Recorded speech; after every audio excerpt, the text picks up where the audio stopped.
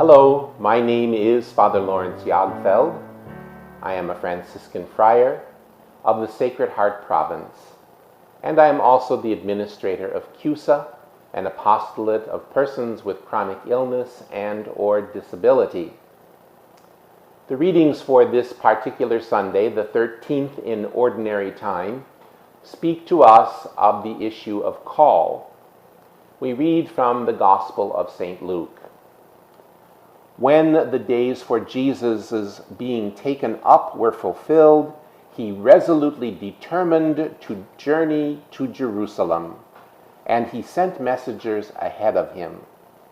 On the way, they entered a Samaritan village to prepare for his reception there, but they would not welcome him because the destination of his journey was Jerusalem. When the disciples James and John saw this, they asked, "Lord, do you want us to call down fire from heaven to consume them?" Jesus turned and rebuked them, and they journeyed to another village. As they were proceeding on their journey, someone said to him, "I will follow you wherever you go." Jesus answered him, "Foxes have dens and birds of the sky have nests, but the Son of Man has nowhere to rest his head." And to another he said, "Follow me." But he replied, "Lord, let me go first and bury my father." But he answered him, "Let the dead bury their dead, but you go and proclaim the kingdom of God." And another said, "I will follow you, Lord, but first let me say farewell to my family at home." To him Jesus said, "No one who sets a hand to the plow and looks to what was left behind is fit for the kingdom of God." There are really two different things going on in this particular gospel selection for this Sunday. And in order to understand them, we have to separate them a little bit. So the first thing that happens is we hear that Jesus has come to the conclusion that the days for his being lifted up have been finished, and he is resolute in his decision to move to Jerusalem.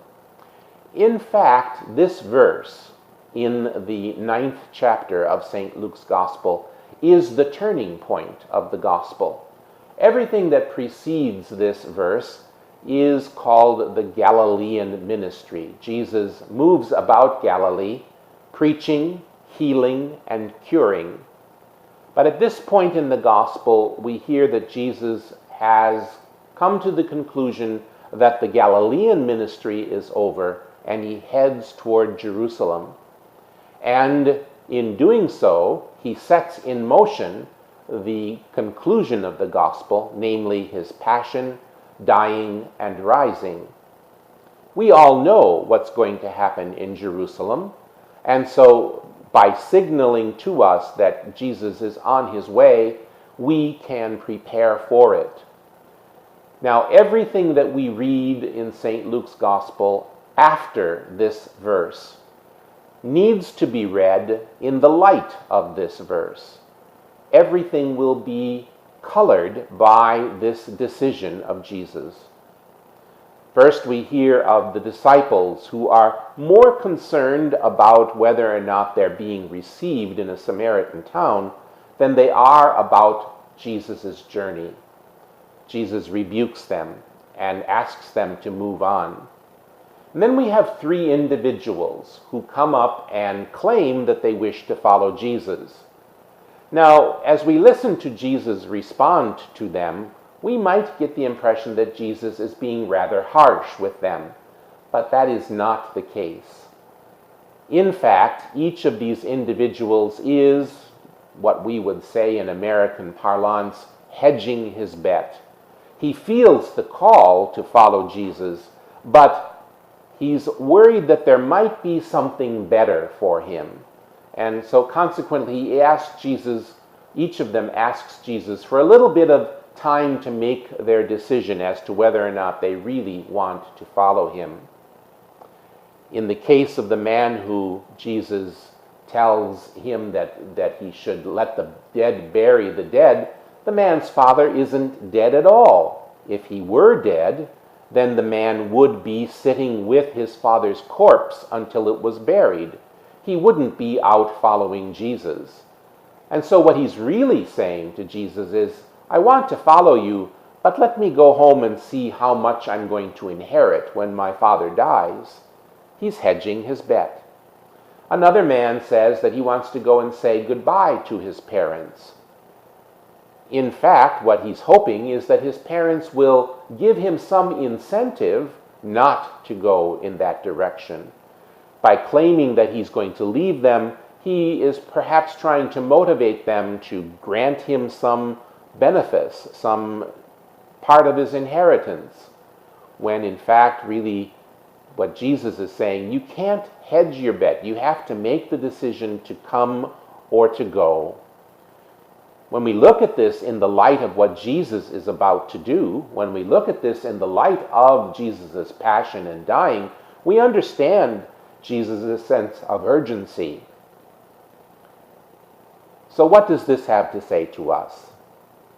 Our call to follow after Jesus, our universal call to holiness, is not something that we can dicker with. We can't try to work out a more favorable price, you might say. We're not in a market trying to buy something and trying to get the best price for it. Jesus is telling us that if we want to follow him, we have to be all in. Again, another expression from our American English taken from the World Series of Poker. We have to be all in if we're going to follow Jesus. This has to be our priority. Pursuing Jesus, following Jesus, and answering the call to holiness is our vocation for every one of us, no matter what way of life we choose. For more information about CUSA, please visit our website at www.cuson.org or visit us on Facebook.